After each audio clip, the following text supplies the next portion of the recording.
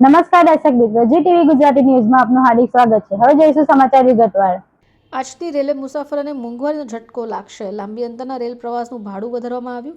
215 kilometre સુધી સામાન્ય શ્રેણીમાં કોઈ વધારો નહીં। 215 કિલોમીટરથી વધારે અંતરે સામાન્ય શ્રેણીમાં પ્રતિ કિલોમીટર પર 1 પૈસાનો વધારો। મેલ એક્સપ્રેસ ટ્રેનોના નોન એસી અને એસી કોચમાં પ્રતિ કિલોમીટર 2 પૈસાનો વધારો। 500 કિમી નોન એસી મુસાફરી પર આશરે 10 રૂપિયા વધુ ચૂકવવા પડશે। ભાડા વધારાથી રેલવેને આશરે 600 કરોડ રૂપિયાની વધારાની આવકની અપેક્ષા। ભાવ વધારો કરવાથી તેની સીધી અસર લોકોના ખિસ્સા પર પડશે અને સામાન્ય જનતાની ઉપર પણ અસર જોવા પડશે। ભારત પૂર્વ સભ્ય જેઆરએસએસ વેસ્ટર્ન રેલવે આજથી જે રીતે રેલવેમાં ભાડું વધારવામાં આવ્યું છે કે 1 કિલોમીટર પર 1 પૈસા અને એસીમાં 1 કિલોમીટર 2 પૈસા વર્ષે દારે પેસેન્જરોના ખિસ્સામાંથી સરકાર 600 થી 650 કરોડ રૂપિયાનો લૂંટ આ પ્રજા પાસેથી લઈ રહી છે।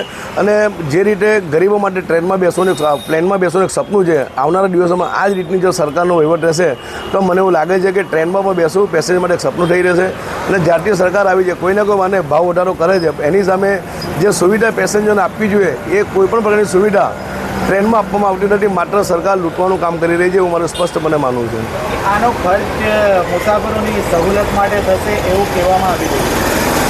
સરકાર તો બધી વાતો કરે છે, પણ આજે પણ તમે જો કે કોઈ સુવિધા ટ્રેનમાં નથી। સરકાર જે ભાવ વધારો કરી જે આર્થિક ફાયદો સરકાર લઈ રહી છે એનો ફાયદો સીધો સરકારની જાહેરાત માટે રેલવે પ્રશાસન કરશે એવું મારું માનવું છે।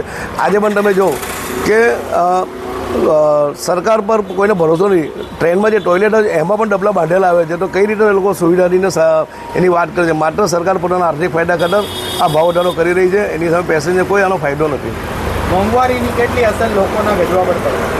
આની ખૂબ જ મોટી અસર મુસાફરો રહેવાની છે। એવું નહીં કે આની અસર લાંબા આજે ગુજરાતમાં પણ આપણે ભાવનગર જવું હોય કે અમદાવાદ જવું હોય એ બી 100-200 કિલોમીટરની પરની મુસાફરી થાય છે, એટલે પેસેન્જરોને આનો ખૂબ જ મોટો નુકસાન થશે આ ભાવ વધારાના કારણે। સરકારે આ બધું વિચારવું જોઈએ।